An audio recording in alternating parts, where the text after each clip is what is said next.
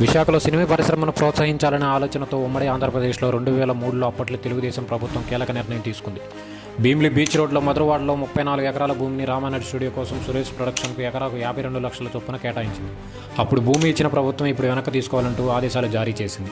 ఏపీలో సినిమా రంగం అభివృద్ధి చెందితే వేలాది మందికి ప్రత్యక్షంగా పరోక్షంగా ఉపాధి దొరుకుతుందని, అయితే రామానాయుడు స్టూడియో కేటాయించిన భూమిలో సగం రిటర్న్ తీసుకోవడంతో పొలిటికల్ సర్కిల్లో బిగ్ డిబేట్ పాయింట్గా మారింది.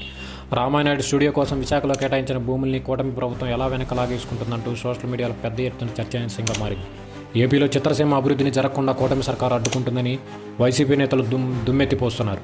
అయితే రామానాయుడు స్టూడియో కేటాయించిన భూమిలో సగం వెనక తీసుకోవడం వెనక పెద్ద రీజనే ఉందని చెప్తున్నారు కూటమి నేతలు. రామానాయుడు స్టూడియో కోసం 34 ఎకరాలు కేటాయిస్తే అందులో 15 ఎకరాలను వైసీపీ ముఖ్య నేతలు రియల్ ఎస్టేట్ ల్యాండ్గా మార్చేశారంటూ కూటమి సర్కార్ పక్కా ఆధారాలు చూపిస్తుంది.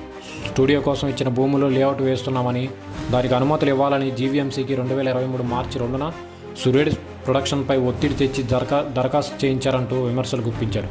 అధికారుల నుంచి పర్మిషన్ రాకుండానే భూమిని లేఅవుట్గా మార్చేసి ఫ్లాట్లుగా విభజించారని లోకల్ టాక్.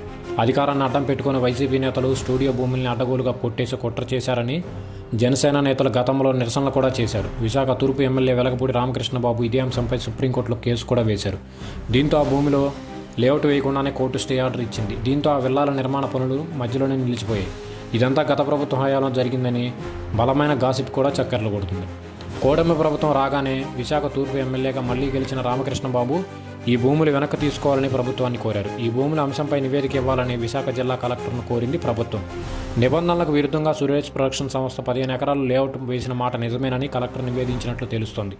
భూమిని కేవలం ఫిలిం స్టూడియో అభివృద్ధి, అనుబంధ పరిశ్రమల స్థాపన కోసం ఉపయోగించాలనే నిబంధనలు ఉన్నాయి. ఆ రూల్స్ను బ్రేక్ చేస్తూ 15 ఎకరాల భూమిని నివాస యాజమాన్యంగా మార్చేందుకు అనుమతి కోరినట్లు పక్కా ఆధారాలను నివేదికలో పేర్కొందించారంట కలెక్టర్.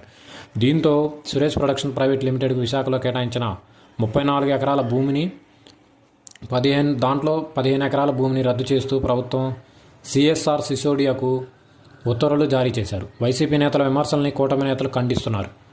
రామానాయుడు స్టూడియో కోసం నిర్మించిన స్థలం జోలికి వెళ్లట్లేదని కూటమి నేతలు బల్లగుద్ది మరీ చెప్తున్నారు. సురేష్ ప్రొడక్షన్ వారి నిర్మాణాల భూములను వెనక్కి ఎట్టి పరిస్థితుల్లో తీసుకోబోమని, గతంలో వైసీపీ ముఖ్య నేతలు రియల్ ఎస్టేట్ కోసం తీసుకున్న భూములను మాత్రమే మళ్లీ వెనక్కి తీసుకుంటున్నామని చెప్తున్నారు.